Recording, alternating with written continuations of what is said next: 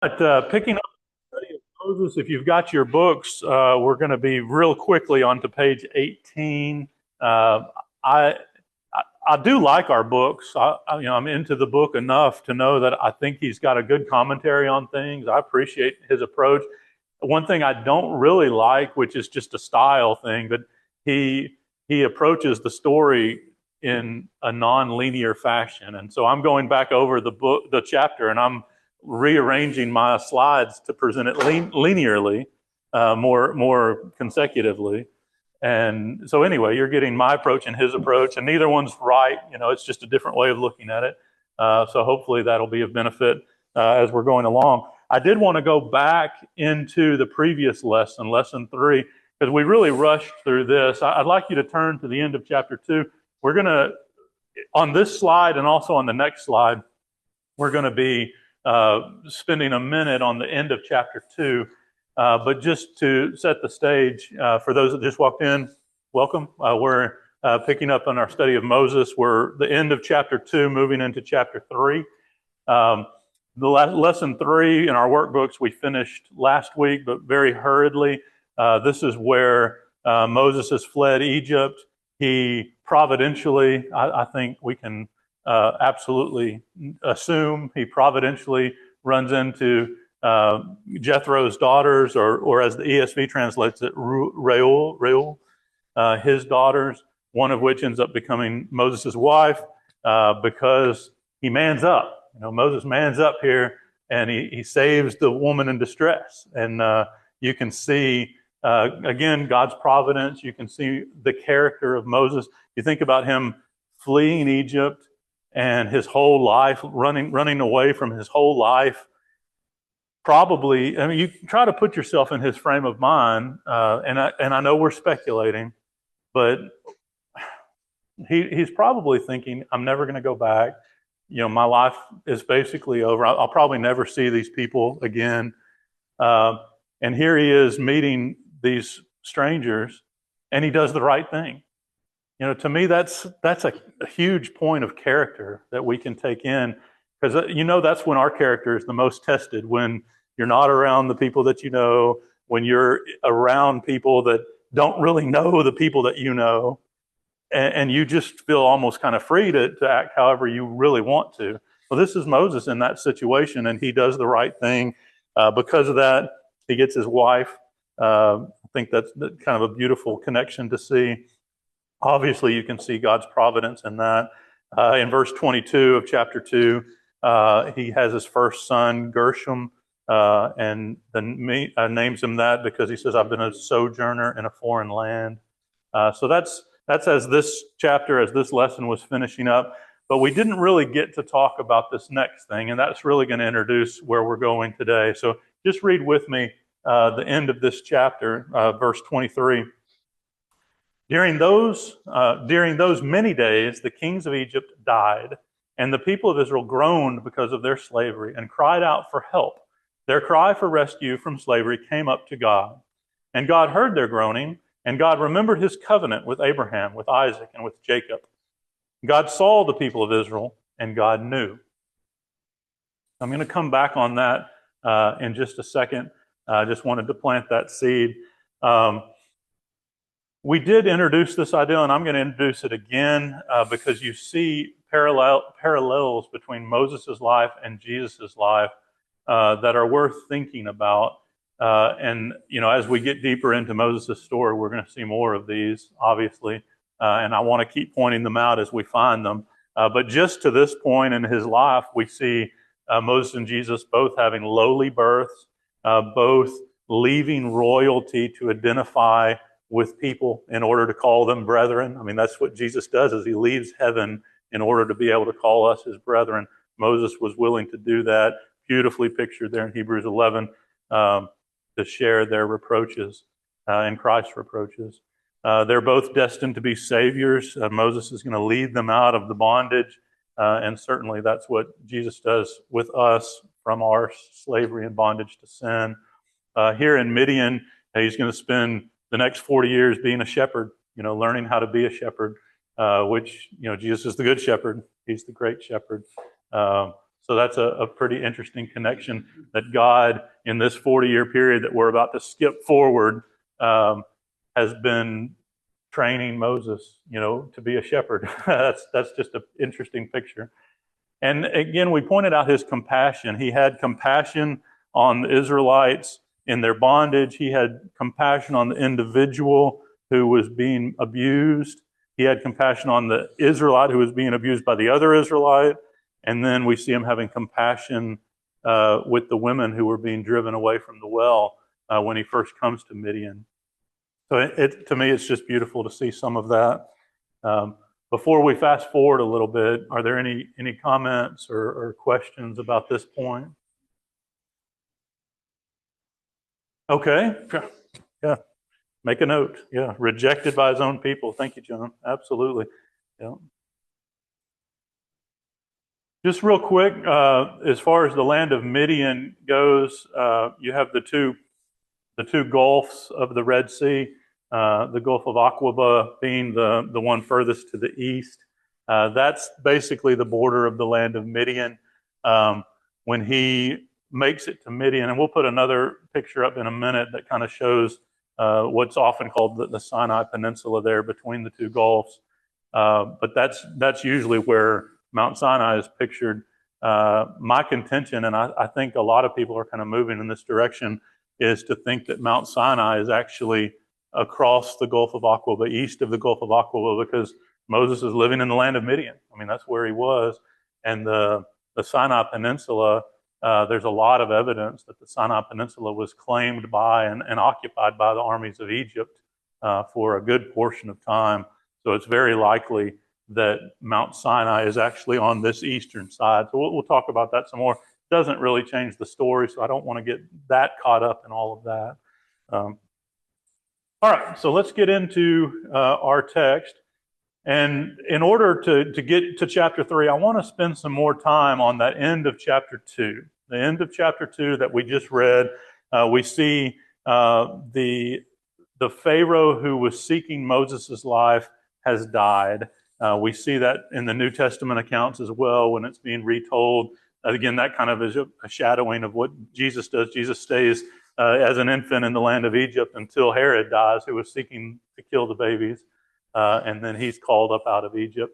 But here, the Pharaoh who sought Moses' life has died. It points that out there in verse 23.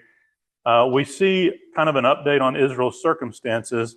And the update is basically, it hasn't improved. It's not any better. They're still in slavery. That's right. The change, or maybe it's not a change, but at least what's added at this point is the fact that they cried for help. They cried for help. Well, I guess we could again speculate: is that a change, or why does the text tell us that here? You think? And a little bit of speculation involved, but to me, the indication is that their mindset had changed a little bit, where they were in slavery before, they weren't really happy about it, but now they're calling for help. Now they're asking God for help.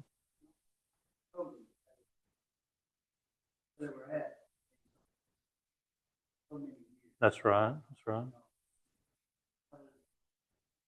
Yep. Okay, that's a great point. That's a great point. So the people who would have been in bondage, who were people of faith, which we know there were at least a few, right? Moses' family were people of faith. They would have been probably almost certainly remembering those promises and thinking about, hey, the time is near. The time is near when God told us that he would bring us out. He told Abraham back way in the beginning that he would bring us out of the land of Egypt. So people of faith who had passed these promises down would have remembered that. That's a great point. I think at least one thing I'd like you to see from this, I think is important from this, is obviously their enslavement, their subjection to the Egyptians is a picture of our enslavement to sin. And a lot of times when we're enslaved to sin, the situation's miserable. Yeah, we hate it. Yeah, we complain. Yeah, we wish it would change. but we're not really looking for the solution. You see my point? Is a lot of times people in sin almost are, well, they're trying to fix their situation, but they're not looking to the one who can help their situation. And that to me is worth pointing out here, is there at least a percentage of the people of Israel are crying to rescue them from slavery, and their cry comes up to God. They were calling in a way where their call reached God. And I think when we think about our situation of trying to break the bonds of sin, trying to get out of that slavery, we can't do it on our own. You can fight any which way you want to, but unless you're calling to God, you're going to be unsuccessful. And to me, that's important to see here. And to Steve's point, God, we see indications from Scripture quite often where God is waiting for the right time. And the time is not necessarily a date or, it's 12 o'clock now I need to go rescue the people. What more often than not, what is he waiting for? Well, the fullness of time. The condition of the heart. So very often he's looking for the condition of the heart to be what he needs it to be. Earlier, when he tells Abraham, I'm going to give you this land, he says, I'm not going to give it to you yet because, the iniquity of the Amorites is not yet complete. Basically, he says, I'm going to be patient with them a little bit longer.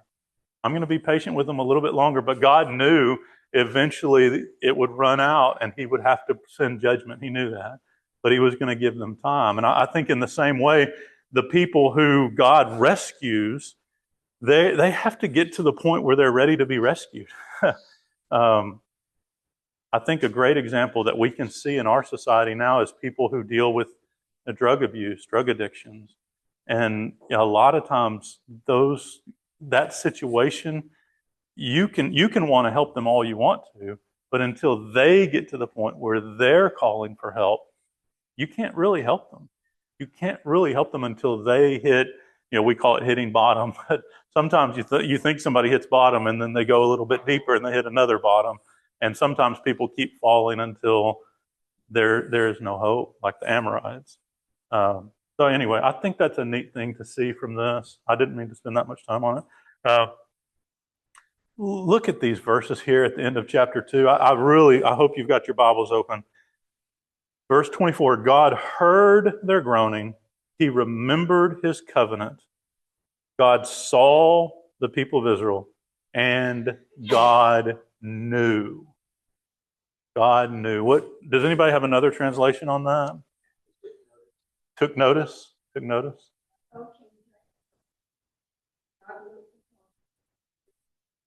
Okay.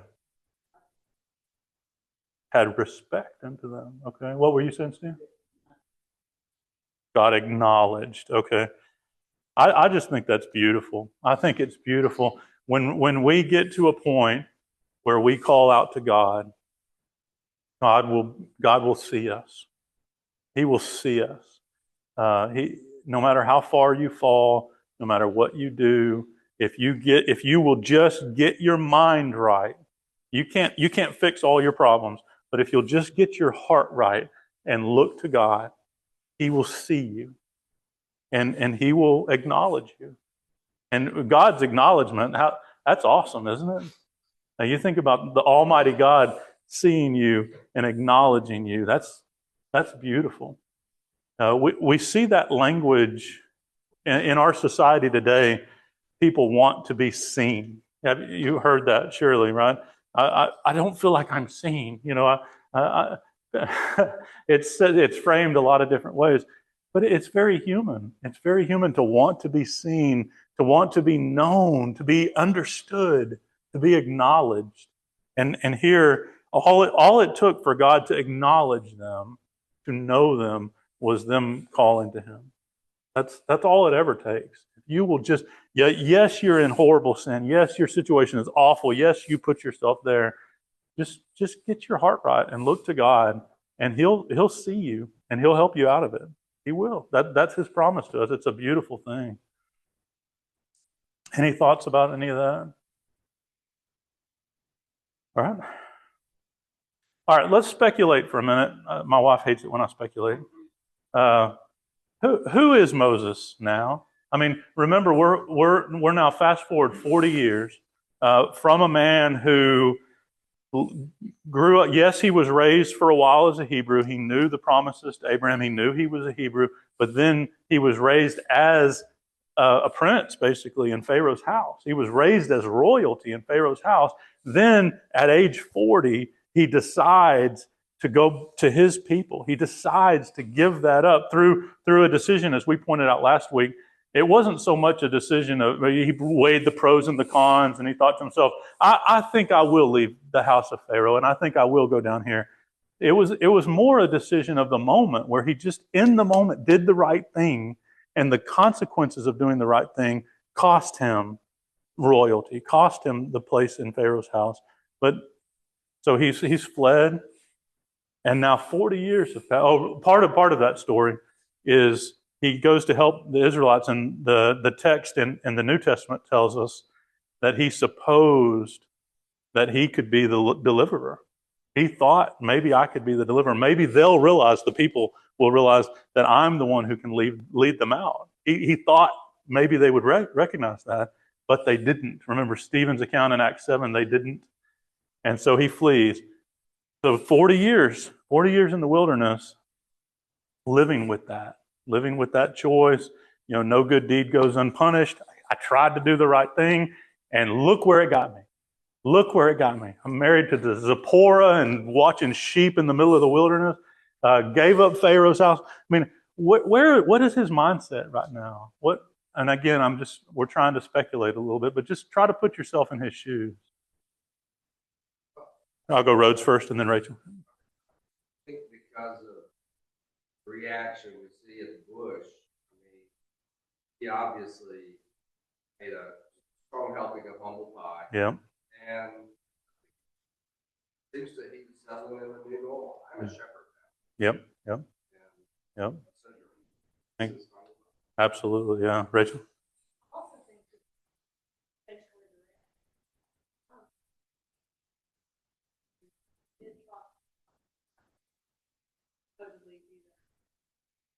Mm-hmm.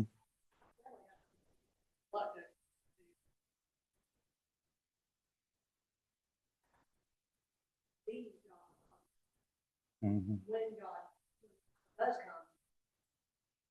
That's right. So you see a dose of humble pie. When he's given the chance to lead, he's reluctant. He's settled into his new life. I think that, and in a good way, not in any kind of a bitter way. I don't think we see any indication of that.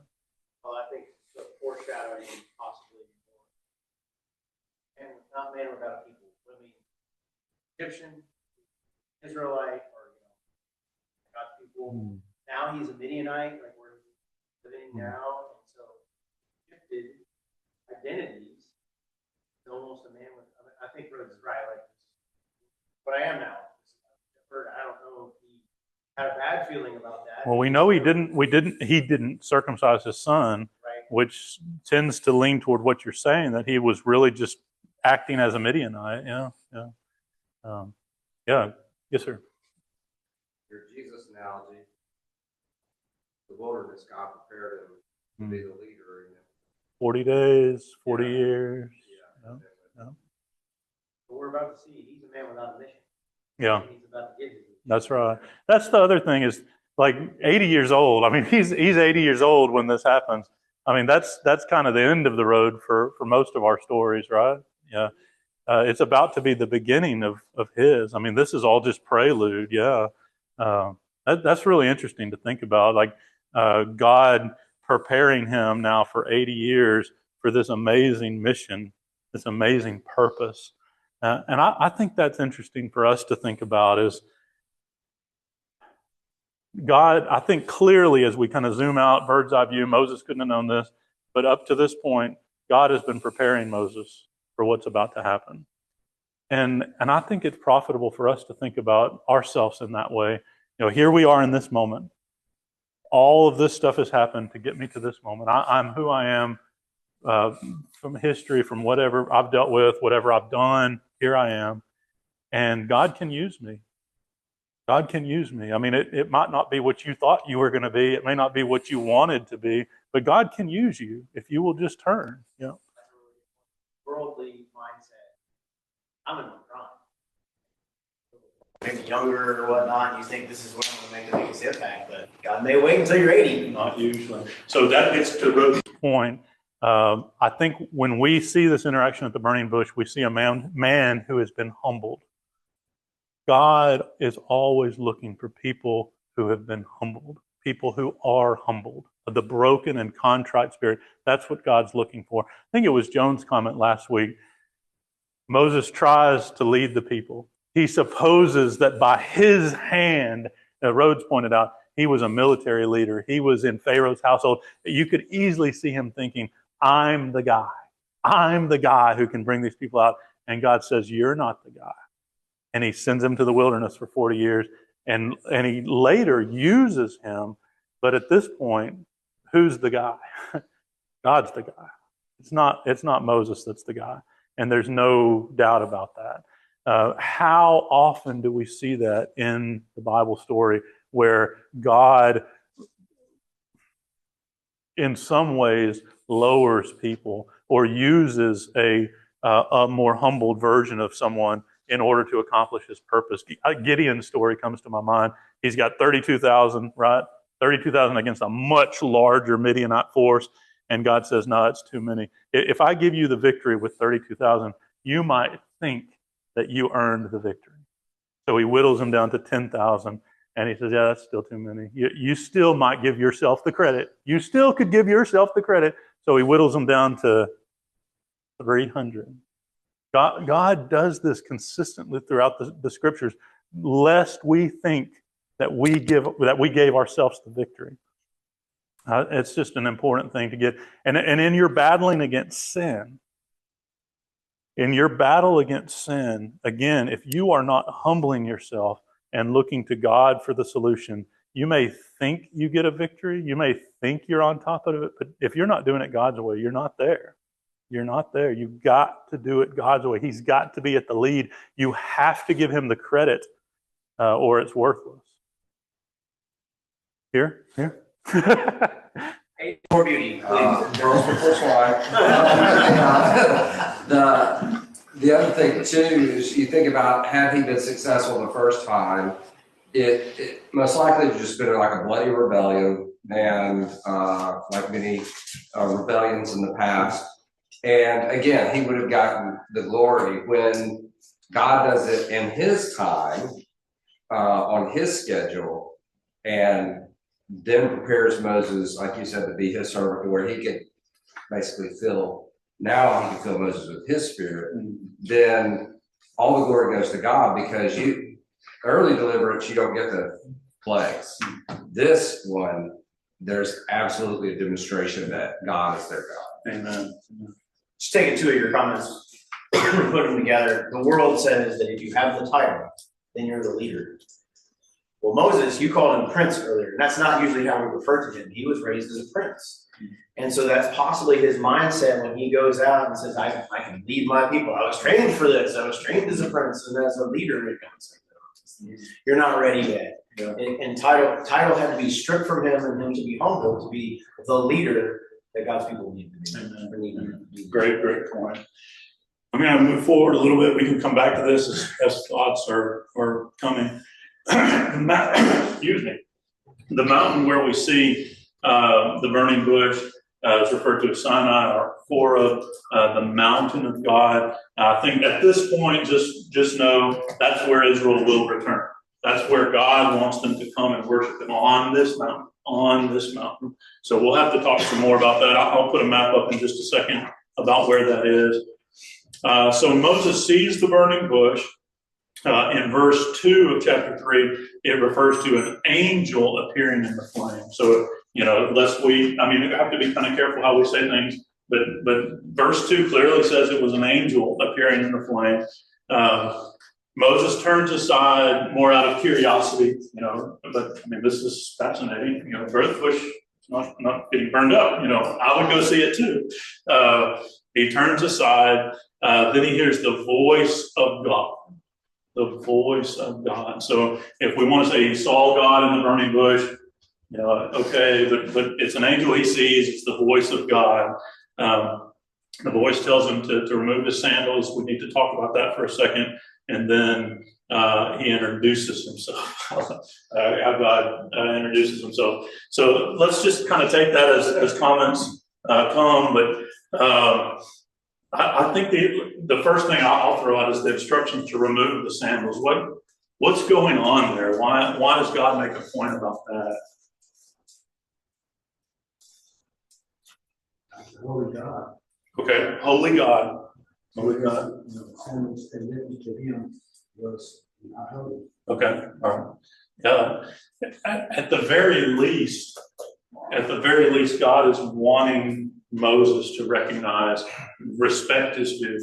Respect is due. You must treat me as holy. So very often you see, I think a lot of the instructions in the Old Covenant and the instructions to people at that time were to make sure that they approach God with reverence. And I think that's the primary thing to see from this. Absolutely. Remember later when they come back to the mountain, Moses was allowed to go up. Nothing said about his feet, but nobody else better even come to the foot of the mountain. Remember that how that goes down. God is holy. He must be approached in holiness because of the ease of which we're able to approach the throne of God. I think we take this for granted. We can boldly go before the throne of God anytime we want because of the veil of Christ's flesh. It's an amazing blessing. Don't take it for granted. Don't take it for granted. Approach him with respect. And I do not think footwear matters. That's not what I'm talking about. We're talking about spiritually. Approach him spiritually with respect. And what did you mention? Holiness, pure. God cares a whole lot more about our pure heart than he does about what's on our feet. I mean, that's ultimately the point. To approach God in holiness. Let's read the introduction, verse 6. He says, I am the God of your father, the God of Abraham, the God of Isaac, the God of Jacob. And Moses hid his face, for he was afraid to look at God. I know I've read that before, and I've always just kind of thought, like verse 15, if you skip down there for just a second, when God sends Moses to the people, he says, say to the people, the Lord, the God of your fathers, the God of Abraham, the God of Isaac, the God of Jacob. And I think I had always read verse 6 similarly, the God of your fathers, but it's not. In verse 6, it's the God of your father. I think it was Juanita was pointing out to me that made her think about it differently, realizing that at this point, he's speaking very specifically to Moses. Very specifically to Moses says, hey, I'm the God of your father. I'm the God of your dad. I mean, that's pretty powerful. Abraham, Isaac, Jacob, they're historical, legendary people. I'm also the God of your dad. That to me, that brings it home. It makes it feel very personal. I don't think it changes the message. It makes it feel very powerful. Very powerful. Moses is afraid to look at God. And God tells him here, and let's go ahead and put the last point up there. God makes his statement of purpose here. The Lord said, I have surely seen the affliction of my people who are in Egypt. I've heard their cry because of their taskmasters. I know their suffering. So he says, I have seen, I have heard, and I know. I've seen, I've heard, I know. That echoes back to what we focused on in verse 25 of chapter 2. I've seen, I've heard, I know. And I have come down to deliver them out of the hand of the Egyptians, to bring them up out of that land to a good land, a broad land, a land flowing with milk and honey, to the place of the Canaanite, to the Hittite, the Amorite, the Pezerite, the Hivite, and the Jebusites. Now therefore, behold, the cry of the people has come up to me, and I've seen the oppression with which the Egyptians oppress them. Come, I will send you to Pharaoh, that you may bring my people, the children of Israel, out of Egypt. So God's statement of purpose here is, it's time. It's time. I'm going to bring them out. I want you to go and bring them out. Uh, before we kind of move into the interaction after that, any thoughts or comments up to this point? All right. So just real quick, this kind of echoes back to what I was pointing out before, location of Mount Sinai. I think right now I'm leaning toward Mount Sinai being over here. I'm leaning toward this being where the crossing of the Red Sea is, or possibly lower. I don't know that there's any way we'll ever know. There's some historical evidence that seems to point that way. One of the things I pointed out is this area. There's really good evidence that was occupied and claimed by Egypt at large during large portions of their history. So a lot of our maps will show the crossing of the Red Sea being up here, and I think some of that is because they want it to be up there because it's less awesome. it's less amazing if they're crossing here than if they're crossing down there. But again, some of that speculation, just understand that we don't really know. All right, so let's look at Moses' assignment. What does God ask Moses to do? He tells him to go. We read there in verse 10, right? I will send you to Pharaoh. He says it again in verse 16, go and gather the elders of Israel together and give them this message. Chapter 4, verse 12, now therefore go, I will be your mouth and tell you what to speak. And then verse 19, go back to Egypt. Go back to Egypt. So this is the main theme of God's message is go. To Pharaoh, the initial response, and remember this changes obviously, but the initial thing is that the children of Israel can come and worship him in the wilderness. Verse 18, the Lord, the God of the Hebrews, has met with us, and now please let us go a 3 days journey into the wilderness that we may sacrifice to the Lord our God. So that's the initial pitch to Pharaoh. That's where it starts, and the hardness of Pharaoh's heart is what turns it into something else, which I think we understand was always God's purpose. He always knew that Pharaoh's heart would respond that way. It's interesting that there's a message to Israel as well. I'll put that up.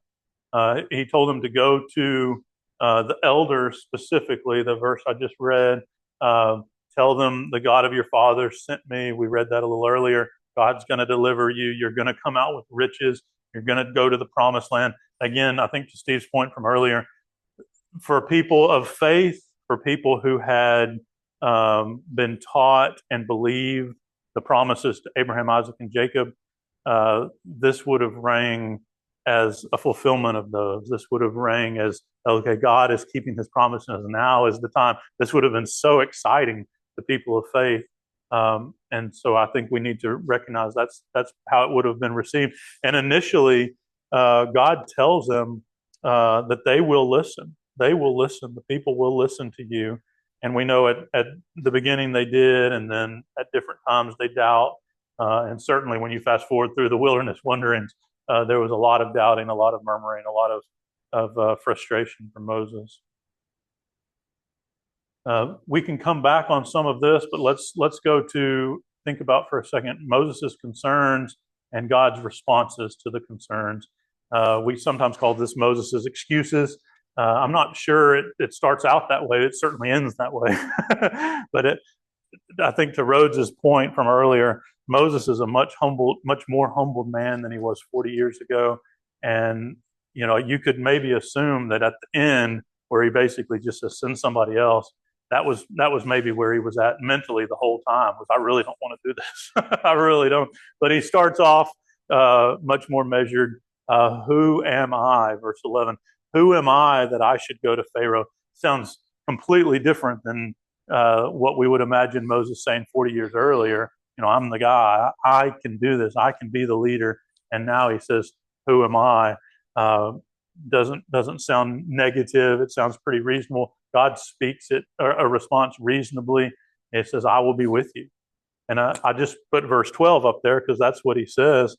But you see that throughout this text. You go all the way to the end there, chapter 4, verse 17, where he's telling them, I'm going to be with you. You're going to be able to work miracles, even down to the end there, when he's giving Aaron's going to go, in verse 15, he says, I will be with your mouth. This is God to Moses. I will be with your mouth and with his mouth, meaning Moses' mouth, and will teach you both what to do.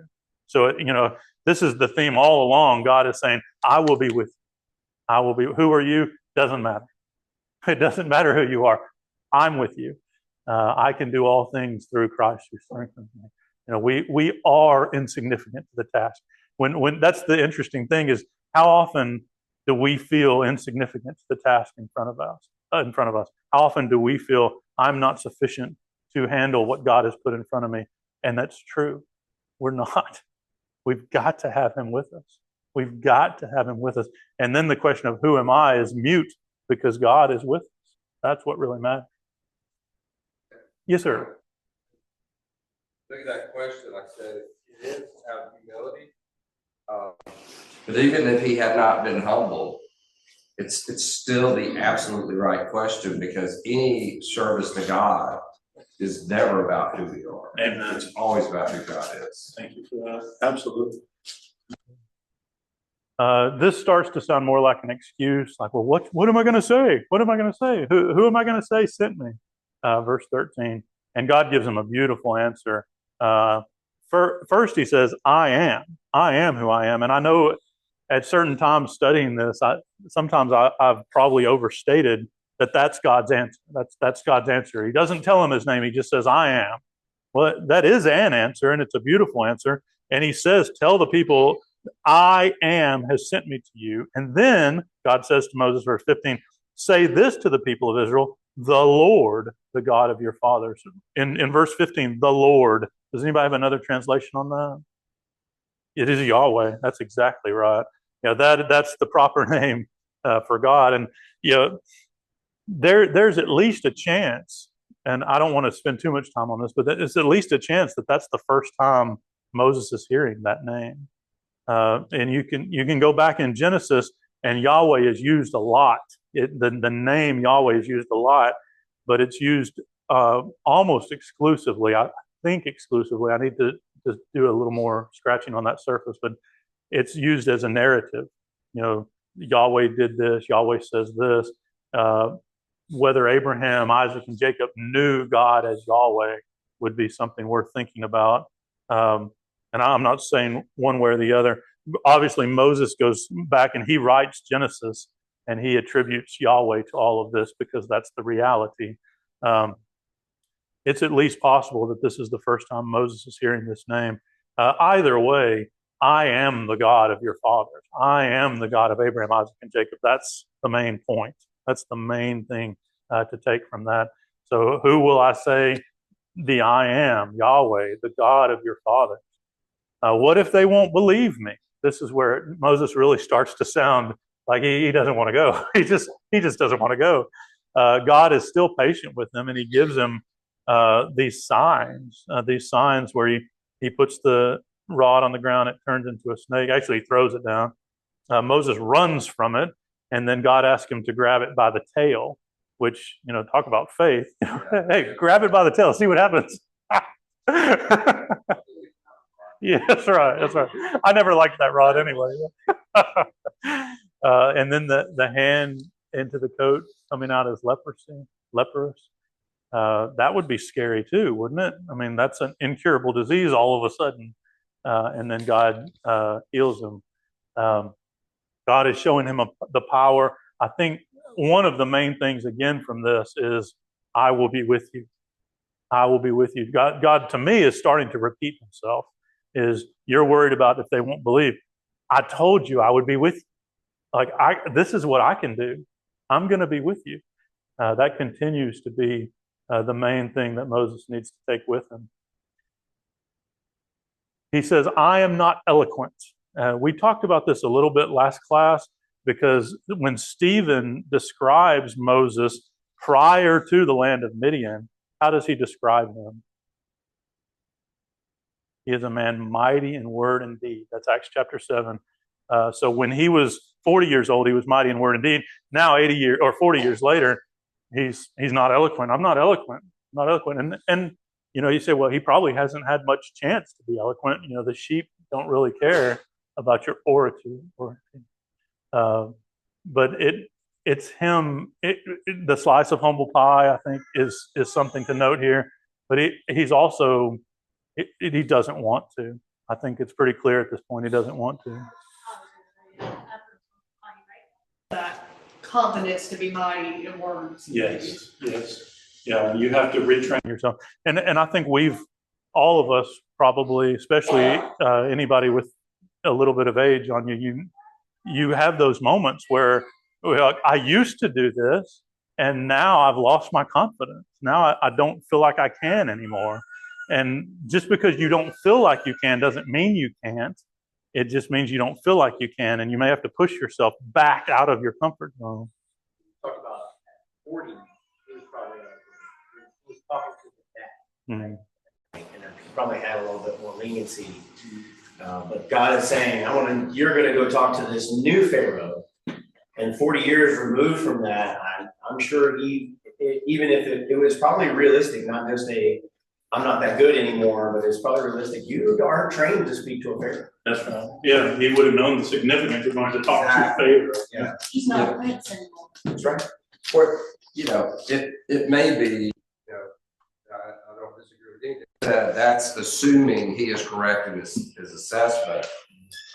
It may be that he hasn't lost any of his eloquence. He's very eloquent, and this is why God gets mad at him. Is because at this point, he's making excuses. Because God doesn't take it. That's right. And he's like, fine, I'll answer it, but you're still going. He answers first, this is such a beautiful. If you are ever feeling inadequate for the task in front of you, remember, God won't give you anything you can't handle, and He made you. He knows exactly what you can handle. He wouldn't give it to you if you couldn't handle it. He made you. So when you're sitting here, which, I do this, I think we all do this, where we sit there and we bemoan our situation thinking, I can't handle this. I can't handle this. Anybody else been there?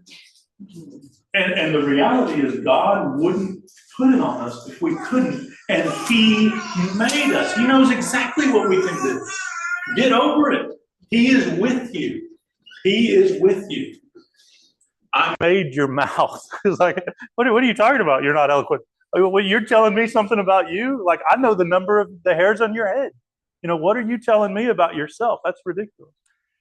Then, to Rhodes' point, Moses says, please send someone else. And I think mentally he's been there for a while. He's like, please send somebody else. And now he flat out says it. And it's at this point when he flat out says it that God gets angry with him. It says God is angry.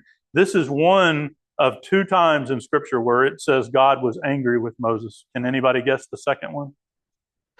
When he strikes the rock instead of speaking to it. This is the first time God's angry with Moses. I think that's extremely significant. And then he tells him, Aaron will be with you. Aaron will speak for you. And the verse we already read earlier is like, by the way, I'm going to be with your mouth when you're speaking to Aaron, and I'll be with his mouth.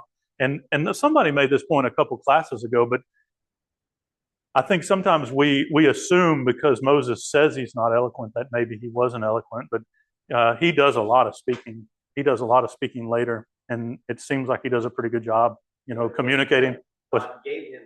Well, that's right. That's right. I mean, obviously, it's God working through him. But he does say, I've never been eloquent, to your point in the New Testament. That's right. That's right. That was a bit of a flyby for a minute. Any thoughts? Not a requirement to be a good teacher or a orator, because, think about Paul. Think about what they said about Paul in the New Testament. Yeah, good point. All right, we can come back on some of this. The next lesson, lesson 5, is Moses returning